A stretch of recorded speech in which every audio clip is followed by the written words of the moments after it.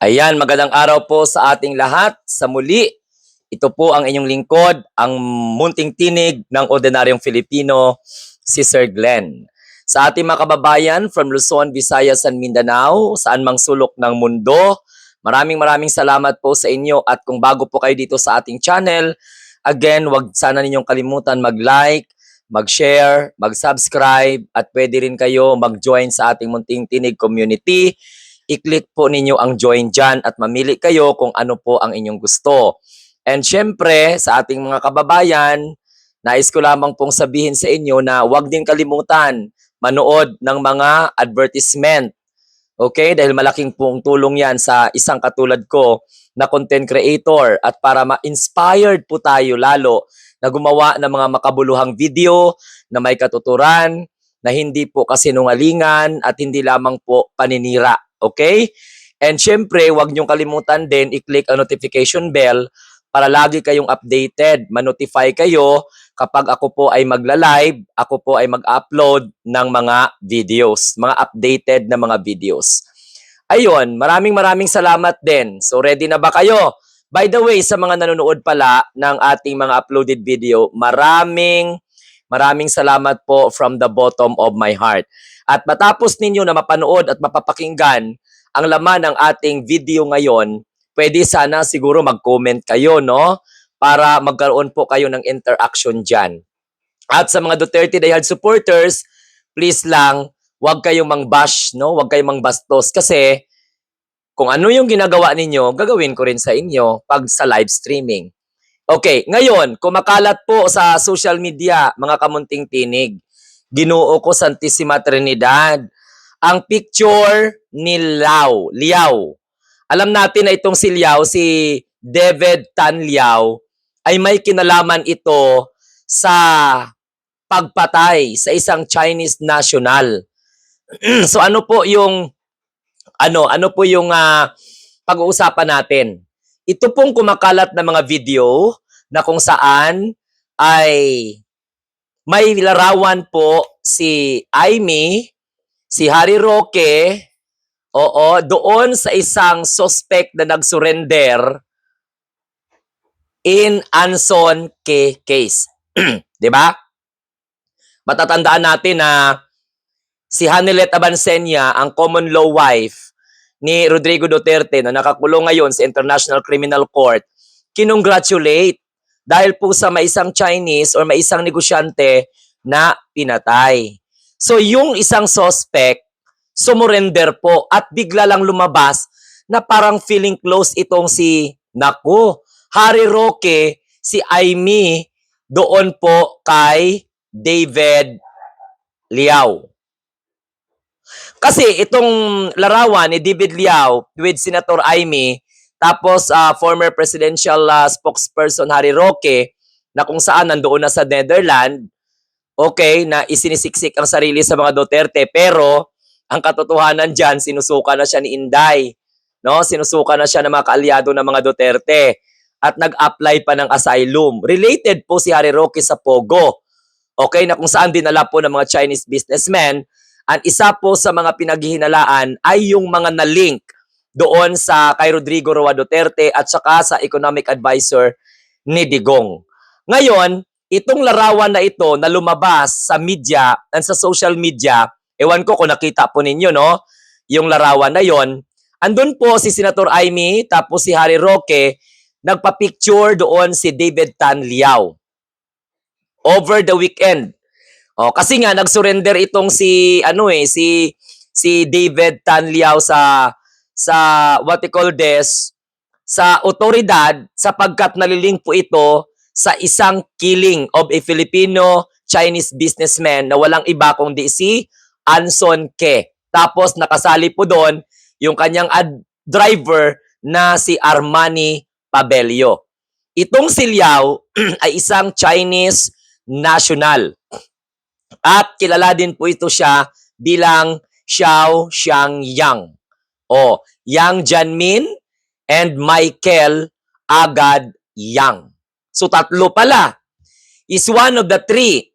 Isa sa mga tatlong suspitsado under police custody ngayon So itong Philippine National Police confirmed na isa po ito siya sa mga akusado or suspect. Nag-volunteer ito. Okay? Anong petsa ngayon? 19. Kahapon nata. Okay? Nag-volunteer ito, nag-surrender ito kahapon Saturday, April 19, dyan po sa Philippine National Police at inamin niya ang kanyang participation doon po sa krimen na kung saan ay pinatay niya si Ke at ang driver. Oh, yan ha, Filipino-Chinese businessman. Tapos itong si David Tan Liao ay isang Chinese nationals na kung saan ay kilala po ito sa pangalang Xiao Xiangjiang, Yang Jianmin, and Michael Agad Yang. So according to the Philippine National Police spokesperson na walang iba kundi si Brigadier General Jean Fajardo, okay? Si Liao ay natatakot daw sa kanyang buhay. At sinabi niya po na mayroon daw banta sa kanyang buhay, kaya nga po yung reason niya na pag-surrender. So, pero may dalawa pang suspect, yung pangalan ay si Ricardo Austria, tapos si David, okay, Ricardo Austria David, and Raymart Katikista were arrested by the Philippine National Police Anti-Kidnapping Group doon po sa May Rojas, Palawan. Friday din. Okay? Itong ating mga otoridad ay naghanap pa rin ng dalawa pa na mga Chinese nationals na pinaniniwalaang involved pa sa krimen. Dahil po mayroong CCTV footage and syempre may mga forensic evidences na kung saan ay nagli-lead para ma-identify itong suspect na ito. Okay? To discovery of the victim bodies in Rodriguez, Rizal. That was April 19 or April 9, I mean. Now, the victim were at least seen on March 29, nakita po yon na kung saan ay umalis po si Ke sa kanyang opisina sa Valenzuela City. Tapos, nag-demand daw po ang mga suspect ng ransom na $20 million. Okay? Tapos, sinend po ito ng pamilya ni Ke via WeChat. Okay, no? Kasi nag-demand yung mga kidnapper. Nag-demand yung mga kriminal ng $20 million. So, pinadala naman following day. So, yung tatlong suspect na yon ay pwede silang sampa ng kasong kidnapping for ransom. Tapos, kasali po doon yung with homicide. I-inquest sila. Yung inquest proceeding ay had been conducted by the Department of Justice. So, the Ke family, nagpapasalamat po sa ating mahal na Presidente Bongbong Marcos and then syempre sa Philippine National Police, kay General Romer Marbil, and other police of their swift response. Kasi madali madali na pag-solve ng kaso, paghuli, at saka nag-surrender po yung mga suspect. Pero itong si Hanelet Abansenia, kinongratulate pang Pilipinas kinongratulate pa niya si PBBM dahil po may kidnapping na nangyayari. Ganon ka ipokrita ang common law wife ni Rodrigo Roa Duterte. So, itong si Philippine National Police Chief Marbel, dinibank na yung false report, yung maling report of additional kidnappings circulating on social media na mayroon na daw pong nakidnap muli. So, mali po yun. Kaya nga po, pinaalalahanan, winawarningan ni PNP Chief Marbel itong mga nagpapakalat ng kasinungalingan at pwede po silang harap sa legal actions. Yung mga nagpapakalat ng mga disinformation tungkol po sa may nadagdag na daw di umano na nakidnap. Pero aside from that, wala pong report. So there is no truth to these reports that the alleged kidnapping of business personality, such malicious disinformations will not be tolerated. So hindi po pwedeng itolerate ng Philippine National Police yan. At kung sino man po ang talagang mapatunayan na nagpapakalat ng mga kasinungalingan, harap sila sa dapat nilang harapin accordingly. Pero, hindi lang man sa malisyoso ako. Ano kaya ang kinalaman ni Harry Roque dito po sa isang suspect na nag-surrender? Kasi ang ganda po ng picture dito eh. Oh, ang ganda kasi sa tatlo, ang tatlong suspect si Raymart Katikista, Richard Austria David alias Richard Tan Garcia, pagkatapos itong si David Tan alias Xiao Xiang, Zheng Yang, Yan Ming or whatever, Jianmen, Michael Agad Yang. So tatlo ang kanyang alias. At isa ito sa Chinese nationals. Mayroon pang dalawang Chinese nationals na minamanmanan na involved po sa krimen ng at the same time Pabilio killings or kidnapping. Kasi kasali doon yung driver ni K, yung isang Filipino-Chinese businessman. Sa utos po ng ating mahal na presidente, agaran pong na-resolve yung kaso, nahuli yung mga suspect, si Raymart Katikista, tapos si Richard Austria David, no? Nahuli po, plus sumurrender itong si David Tan Liao. Na makikita po natin na kasali ni Aimee sa picture taking. Oh, at saka si what we call this, si Harry Roque. So ano kaya ang kinalaman ni Harry Roque dito? Kasi parang nasa Okada to eh. Oo, nasa Okada. At itong si Kwan, itong picture, yung picture nila David at saka ni Aimee Marcos ay nandoon sa kaganapan na kung saan makita mo yung tarpaulin ni Sara Duterte. Malapit talaga si Sara Duterte sa mga Chinese, no? Kasi yung mga supporter ni Sara, mga Chinese. Plus si Aimee Marcos. Oh, di ba? So, naganyan-ganyan pa yung mga picture nilang dalawa. Andyan pa si David Tan at saka si Aimee.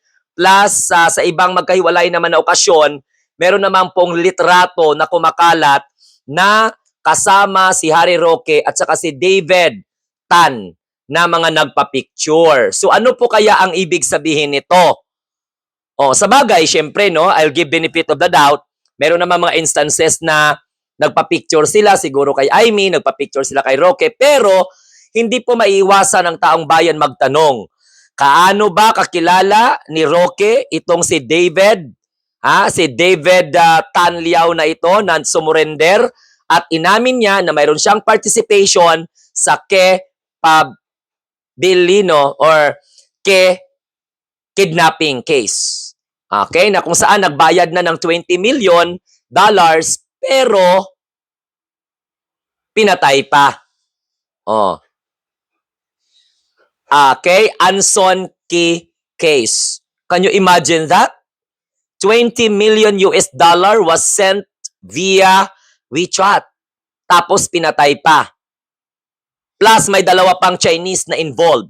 Kasi ang nag-surrender lang, sumurrender siya dahil may banta daw sa kanyang buhay.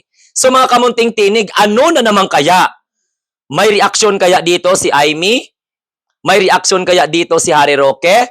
Ano ang kinalaman? Supporter ba to ni Sara Duterte? Dahil kung nakita natin sa picture, nagaganon-ganon si Aimee at saka si David Tan Liao, sa likod ang tarpaulin ni Sara Duterte. Nakakulay green po siya. Si Sara doon sa tarpaulin. Oh, abangan kabang-abang kung paano po i-deny, kung paano po, ay hindi naman ako napapicture dyan, siya naman po yung nag-approach sa akin. Actually, siguro ganon. Hindi naman lahat na nagpa-picture magkakilala. Ganon agad ang alibay ni Aimee at saka ni Roque. So, mantakin nyo, sa kasira-sira ninyo kay PBBM, sa congratulate ni Hanilet, kay PBBM na kuno may kidnapping na naman. Ngayon, nasolve yung kaso, wala silang imik. Ang mga DDS vlogger, walang imik. Dahil agad-agad na nasolve itong kaso na ito, itong Anson case na ito. Agad-agad. Pero ang milagro, ano kaya ang hiwaga sa paglutang ng larawan na ito? Ano kaya ang relasyon ni Aimee Marcos ni Harry Roque doon po sa sumurrender na kriminal sapagkat may kinalaman sa pagpatay sa isang Filipino-Chinese businessman at ang kanyang driver. At gaano kalalim ang suporta ng mga Chinese na ito kay Sara Duterte. Hindi naman ako sa nag-aakusa, pero nagtatanong lamang po ako. Kilala ba ito ni Aimee? Kilala ba ito ni Roque? Ano po ang milagro sa likod ng mga nagsulputang larawan ng isang kriminal na involved sa pagpatay kay Anson Ke at ng kanyang driver? So yan po mga kamunting tinig. Sana po ay naunawaan po ninyo. Aside from that isang Chinese na yan, si David Tan Liao, may dalawa pang Chinese na tinutugis ngayon at minamanmanan ang ating mga kapulisan. So congratulations sa ating Philippine National Police led by Police Chief Marbil. Siyempre, maraming salamat din po sa ating mahal na Pangulo na hindi po na-appreciate ng mga DDS na mga alinganga. So hanggang lamang po tayo. Maraming salamat po and mabuhay po tayong mga bagong Pilipino sa bagong Pilipinas. And syempre sa lahat po ng ating mga taga-subaybay from Luzon, Visayas, and Mindanao and abroad. At sa mga bago po sa ating channel, wag naman sana po ninyong ipagkait ang like dahil libre naman po yan. Wala pong bayad dyan. At maraming salamat po sa mga nag-send ng super chat, super sticker, and GCash. Maraming salamat po for your financial help dito po sa ating Munting Tinig channel. At sisikapin ko po na makapagbigay sa inyo ng makabuluhang mga content na maaari po nating pagnilay-nilayan at kakapulutan ng aral upang hindi tayo maging ignorante at hindi po nakadepende sa kasinungalingan ng mga social media influencers na binabagsak pilit ang administration at ang mahal na Pangulong Bongbong Marcos Jr. Sa muli, have a nice day and God bless everyone. Adios.